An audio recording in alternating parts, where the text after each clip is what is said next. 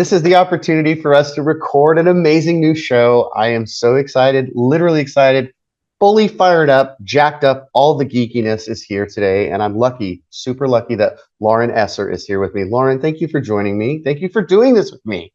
So excited.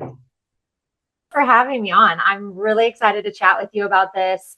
This has kind of been in the works behind the scenes for a while. And honestly, I'll just give our viewers a little insider tidbit that we actually recorded another first episode. It was so long. We learned a ton, and we are just here to share all kinds of things.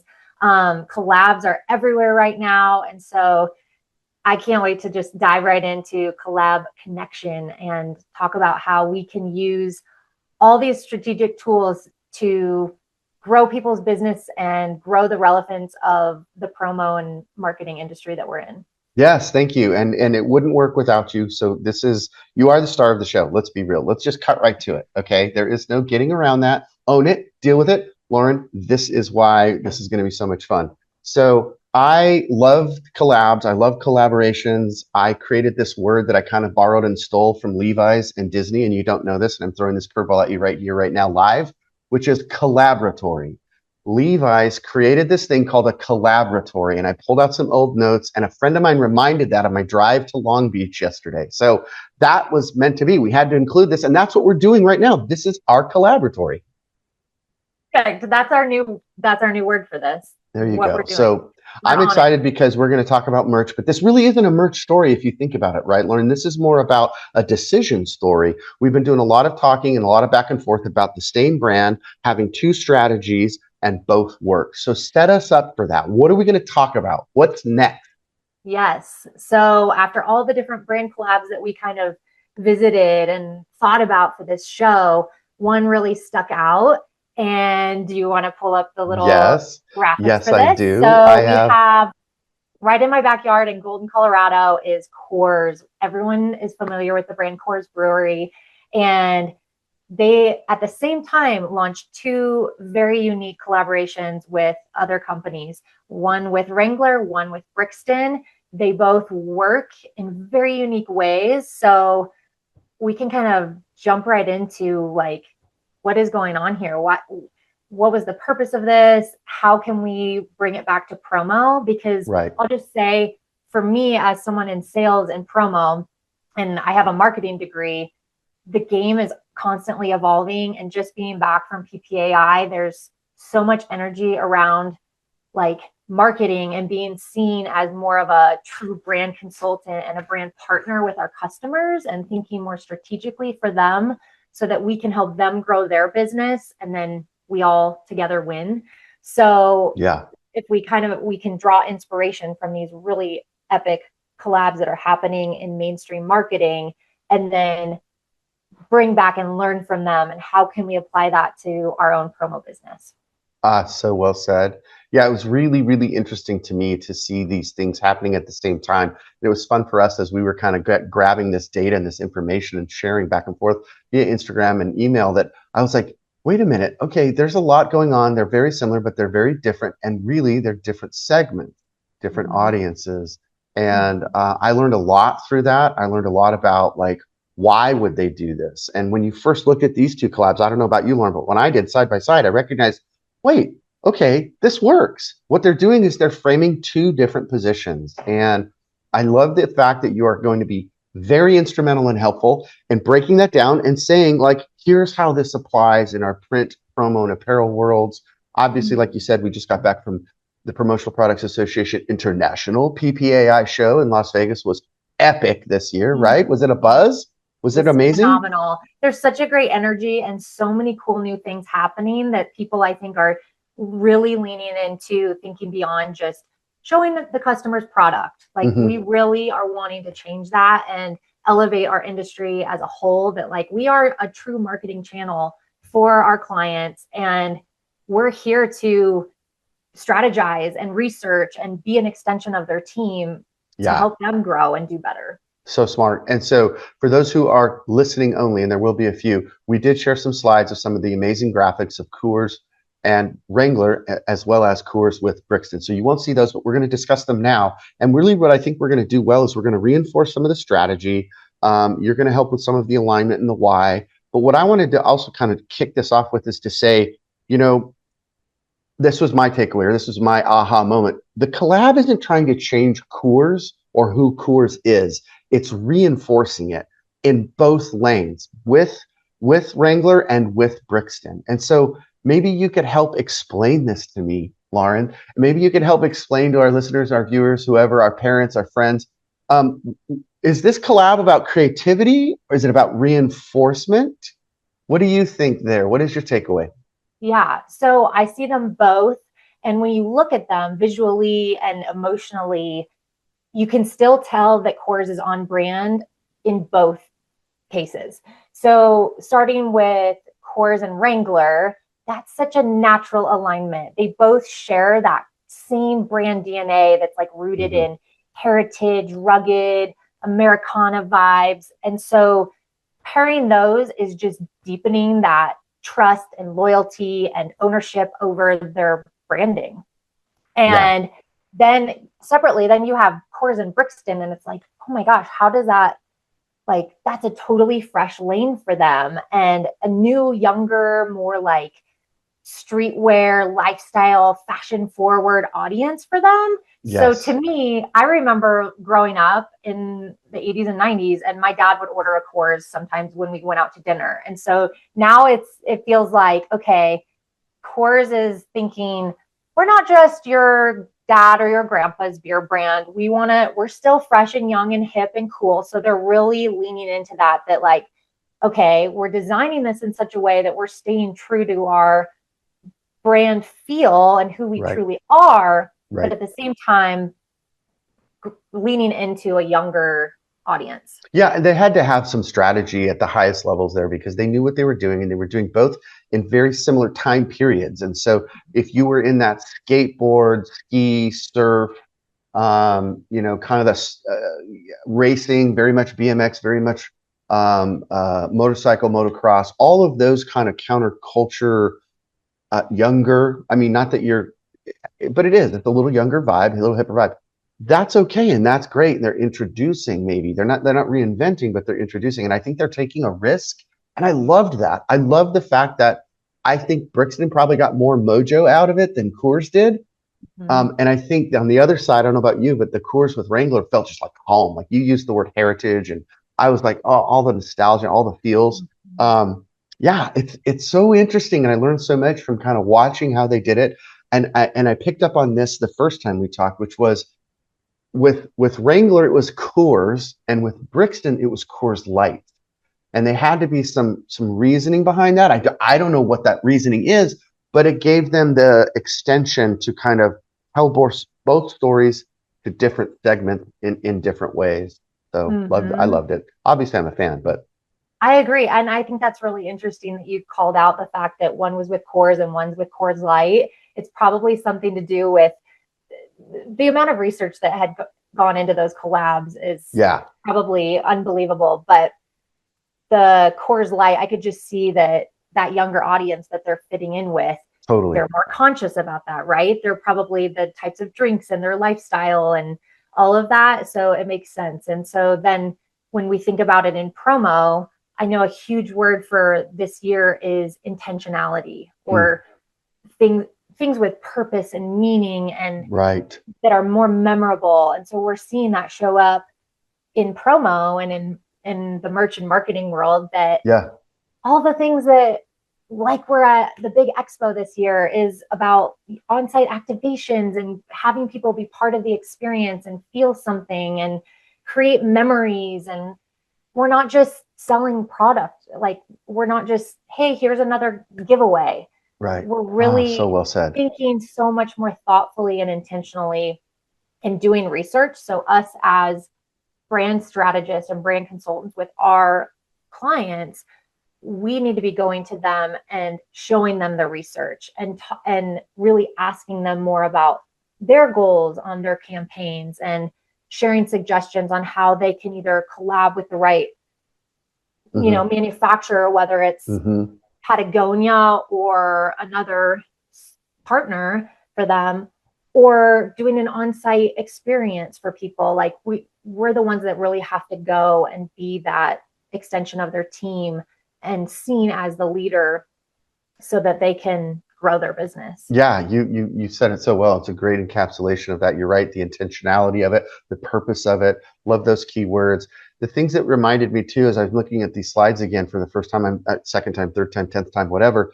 The collab probably didn't grow Coors, and I think as you said, as a brand strategist, as a marketer, there's a time and a place where we need to kind of defend who we are. Why are we special? Why are we rare? Why are we unique? Right? What do we stand for? Where are our values? And as we work with our own clients and our own customers, there's a time and a place to defend that, right? But I think, again, not to get too excited about it with Brixton, but the collab made Coors discoverable again. And it made this like on ramp to its acceptable risk. And I started thinking about that again on my drive over, as I often do. And I'm like, well, what's that difference? And how does that apply in our worlds with our day-to-day customers? Like, you probably have this amazing idea, Lauren, and you can't wait to kind of go show it, pitch it, live it. And you're taking the risk to kind of say, I know you guys have a brand guide. I know you guys have this brand Bible. I know. I love you guys. I've worked with you forever, but hear me out, right? Do you get to that position sometimes? Or am I making this up in my head? No, 1,000%. It's, I think, just asking those right questions to your client, like, what are your goals? What are you wanting the people to feel and remember and be known for? And let's move away from just having this merch be a checkbox on your list of things to do, and really think about, do you want this to reinforce your values and your brand identity? Or do you want this to kind of refresh and maybe open up a new lane or a new audience for you? Yeah, right. Exactly. Yeah. That's what I was taking this away also from our earlier discussions and thinking about this big difference between discoverability and just getting attention. Like, when I think of discoverability, like, think of the reaction when you saw that leap. Well, I almost said Levi. Sorry, rewind. When we saw that first Wrangler jacket, it's a trucker jacket. It's made of denim. And when I first saw that and that embroidery, I was like discovering it. I was like reliving that nostalgia and that heritage. And so it felt right. It felt like it landed, like, yeah, where has this been? And so I just think there's a learning moment there. I think there's something to remind ourselves about as we navigate through the sea of sameness, as I often say. Being able to cut through the clutter, break through the noise, is to remind our customers, remind our clients that how can we position this to be discoverable again? I mean, does that make sense? You follow what I'm saying? I completely understand, because you have two different things going on here, like Coors and Wrangler. That's such a great representation of both of those brands. Whereas Coors Brixton, it's really repositioning them. And so I think we can just ask our clients those questions and try and dial in, like, what is it that you're wanting to do here? Because collabs are meant to grow business, right? And that's what we want to do for our customers. And so if we can let them know that, hey, we can stretch beyond just what, your brand guidelines are. Correct. But at the same time, it's really important to stretch with intention, because otherwise it's just going to seem really out of the blue and off brand. And I think that's what scares a lot of people. Like, our customers are like, well, I would never put my branding on that product because that doesn't fit at all. Right. But if it's part of a collection or a story or an experience, right, it makes a lot more sense. And then we're the ones, though, that have to help explain the why and the how to go about it. I love what you said. I wish I would have written it down. The keyword stretch. You said stretch with intention. Is that what I heard you say? I think I said that. I'm just brilliant. If you didn't say it, stay. You said it, because that was really super smart. Because if you think about this, you're going to be advising brands. This is our role. This is what we do. We're advising from local lawn care company to Fortune 500 company, right? We are trying to advise these brands on wise decisions. If they have a dollar, where are they going to best spend that dollar, and is it going to give them value in return? So that's why I love these breakdowns of these collabs, because we can say, okay, are we going for a Wrangler feel? Are we going for a Brixton feel? Are we trying to reconnect values? Or are we going to try to break into a new segment and all of those things? So let me position this to you, because you're still walking the walk. You're in the fire. you're doing your thing day to day. When you're advising these brands, um, how far are you going to stretch that intentionality? Like, is this are you going to lead with a product? Are you going to go in and lead with a story? Like, how do you position this? How do you do it, Lauren? Tell me, how do you do Yeah, it? it's a little bit of everything. I think it's really listening to your customers and then asking a lot of questions, Hmm. but then also stepping back. And for me, I've been leaning into AI to help me research my clients and to research what some of their pain points are and really thinking about, okay, how can we solve these problems and make these goals happen without it just being like another mass giveaway t-shirt. And Right, so, right. and just, I think educating our customers on that too, that, hey, I truly want to help your business grow. These are the things that I'm seeing in your market. Are you experiencing these, headaches, and how can we Good. solve that with what we're doing? Um, or, I was just in a client meeting yesterday actually, and they thought that they wanted to go one direction with particular patches for an event. And I said, Ah, okay, I totally hear you. That right. could work great. I love where you're going with that. Here's another idea. This particular style of patches, I'll give a shout out to Eco Sticks. They can go on anything. So since this is for a ski event, people can actually Mm. put them on their helmets or on their skis and snowboards. And so it's kind of sharing those other solutions and explaining that it's not just about, okay, yep, Yeah, one and done. Yeah. taking orders and okay, that's going to deliver at this time. It's Yeah. like truly collaborating with your customer and being on their team and showing them, hey, love where you're going with that, but also let's think about these other great opportunities that we have. So smart. And I think of two on-ramps there. I think of the improv situation where people have learned to say yes and, right? So you build on it. Yes, love the patch. And, but I also think that you can say there are always going to be multiple right answers. And so they had a vision, which is great because how many times have we had clients who are like, I don't know, just order me some stuff. It's like, man, I love you, but no, I'm not ordering you some stuff. Like, let's get serious. So when we build on that, like maybe there's a I love the fact that you're saying question them and get to the how can we solve this problem? And that's what I love about these collaborations is we can learn from them, but then we can apply them in this mindset and say, you know, like an example, Brixton, their collab is creating permission. And how can we do the same thing, Mr. Brewer at the brewery or marketing team at the brewery? Like how do you do that? Do you actually use examples like this, Lauren, where you're able to say, I just saw this recent collaboration and then fill in the blanks and kind of use that part of your storytelling? For sure. And that's one of the things that I've tried to do more on my social media too, and just sharing those ideas and inspiration. And that's kind of the goal with that is I love following and connecting with people in our amazing industry, but also I'm here for business and to grow my own business. And so having customers follow me on there and kind of see that, okay, I'm sharing all kinds of ideas and Yeah, things that yeah. aren't just, oh, here's a great new power bank, like trying to educate, but also just inspire and like keep them aware that Hmm. I'm constantly on the lookout for ideas and thinking outside the box. And so I think that's where I've been able to grow my business a lot is that people kind of now I've trained my customers and other people can do this too. Cause my goal of doing this podcast is just to inspire and help our industry grow as a whole. Yay. Yes, love everything that Love we're that. Love the feels. Thank you. doing. Thank you. I Thank you. had to That, by say the that. way, ladies and gentlemen, that is the purpose of the show. This is what we're all here for. So, but I get so excited because now my customers are coming to me more. And I hope this for other people too, that like we can kind of train them that like they give you as many details as possible about the event or whatever the project is. Hmm. And maybe there's a website, there's all the things, and we can really what we're learning from these collabs is that they are so well researched and thought out. Hmm. And Exactly. we can be that for our clients. So Ah, I love that. collabs are meant to grow the business. Brixton, Coors, it's a new lane for them, but it's ultimately meant to grow that business and that.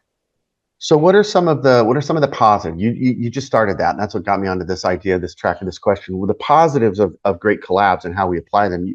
You're looking at things like experiential marketing. You talked about experiencing in that. You looked at things like more thematic, more theme, more story heavy. Like, is this telling the right story, and is it presenting our values in the right light? And then is Mhm. that product going to be the bridge to carry that? Is it effective? And people going to keep it? Are they going to get it? Do they understand it? Does it create a fun vibe? But what are some of the things that you might say um, are those touch points that you're trying to say, I saw this collab, here's a way to apply it?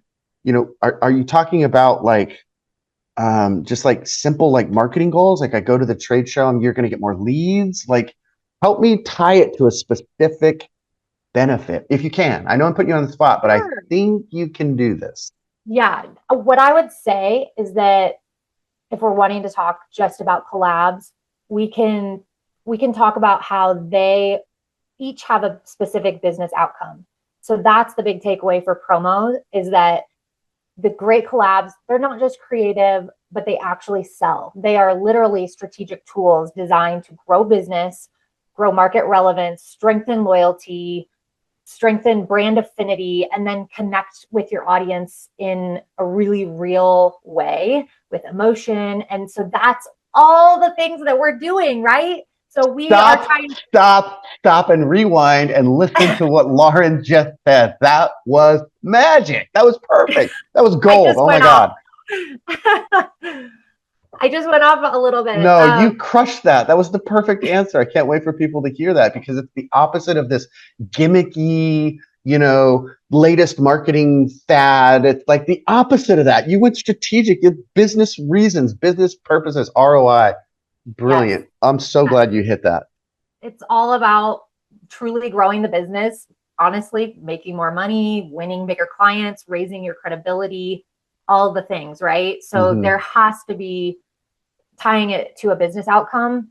So But great. so then when we draw that back into promo, it's like, okay, we want to tie that into emotion and experience. Yes, thank That's you. what I'm so excited that we're really seeing more and more of that. Like um, the on-site experiences are blowing up right now. And Oh it's yeah. such a neat thing for us to, a lot of our customers don't even know about that. I mean, I'm talking to them more and more and they're like, wow, that is so cool. Like they're kind of trying to figure that out on their own or they Hmm. have been. And so now we can really lean into that zone as just another way of linking these collabs to them. Hmm.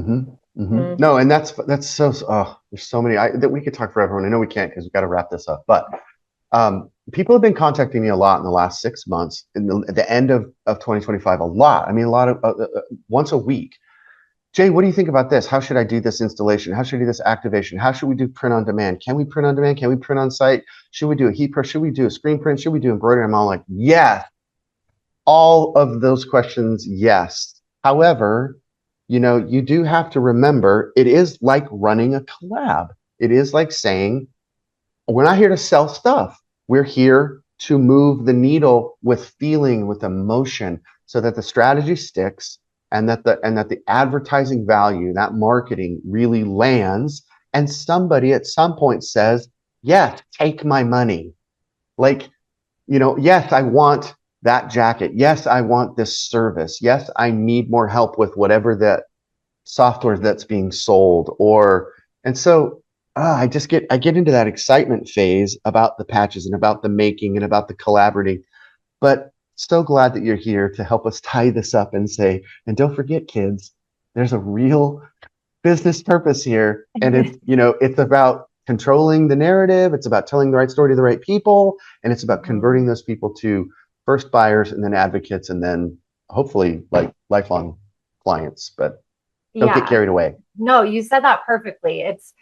That was spot on. And yeah, I think that's what we've talked about is just let's help grow this industry and help people think a little bit more strategically with our Yes. clients because that's where we're going and where we're headed and what needs to happen so that we can be a little bit I want our industry to be more viewed in the bigger marketing channel as a true Hell yeah. staple and not just a checkbox on people's list of, oh, No. I got to buy those giveaways for my event. Okay, I guess I'll just, that looks good. Let's just order Yeah. that. Hey, Ricky, would you get some stuff for the trade show?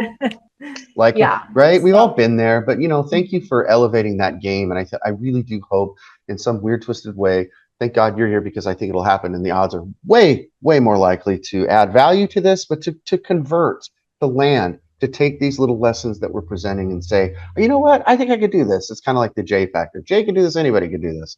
So mm-hmm. I believe in everything you just said. And I think brands have an opportunity, and those that are listening and watching our show have an opportunity to take these tiny risks, to be creative. And they're not going to go too far, let's be honest. And your clients will eventually say, no, you've gone too far. Let's bring it back. You're out on the thin edges. You've walked too far. Those branches are too thin. It won't carry you, Jay. So what can you wrap us up with? We're at this transition point. We're at kind of a 30-minute mark, and we've tried really hard to keep this tight and short. Is there anything else you want to say besides just go for it? Yeah, I think this has been a fantastic starting point. And I think for anyone listening, if I could wrap it up in a couple sentences, which is really hard for me to do, I'd say view yourself as a true brand consultant and partner for your clients, and use inspiration from these massive, super cool brand collabs that are happening. Oh yeah. And take a look at them and go, wow, okay, how did that happen? And we are going to be here to help break more and more of these down. But there's all these lessons that we can learn and tie that in to promo and merch and marketing and what we do for our clients. So I just want to help inspire people and get people to think outside the box a little bit. And I can't wait to keep going and doing more episodes on this. There's so many different topics we can dive into and like really continue the conversation on limited edition merch and capsule collections, and just there's all kinds of ways that this can be brought into what we're doing, pop-up stores, and just there's so much. It's really exciting. So it is really exciting. Thank you for bringing no, you can't thank you. Thank you for having the energy to do this and for having these examples. And I want to end where I started, which was in this specific example, as we kind of had the opportunity to like say, okay, Coors has a collab with Wrangler, Coors has a collab with Brixton. To me, it was way more about the merch. It really isn't a merch story. It was a decision to say, same brand, two strategies, both worked. And so thank you for that breakdown and some of your analysis and some of your energy. It makes it really fun to do. And this was episode 1, so thank you. And I can't wait to do several more. And who knows, we might have a special guest. We might have a special breakdown. So until we do this again, thank you for tuning in to the Collab Connection with Lauren Esser. Lauren, are you, how long have you been in the business? So I've been in this industry for 15 years, but I grew up in the business. So I work for my family's distributor company called Smith Pro, and we're at 52 years in business now. So I grew up around this and just love. I've seen so much positive change, and it's been really exciting to see where things are headed. So I love that. I love that you have the legacy and the time-tested, foundational 50 years. That's huge, by the way. And I love that you're looking through all of this with fresh eyes, new lenses, new excitement, and new energy. And that's the feeling I get as your co-host. So I can't thank you enough. It's been amazing opportunity to walk this walk with you, and fired up about the next 10, 12, 20 episodes, whatever we get to do.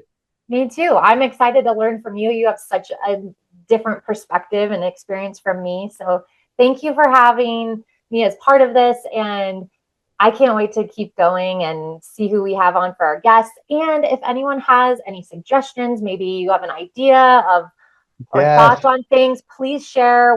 We're all ears. This is a cool experiment for us, and we're here to share ideas. So bring it on. All right, Belinda, bring it on. Thanks, everybody. Thank you.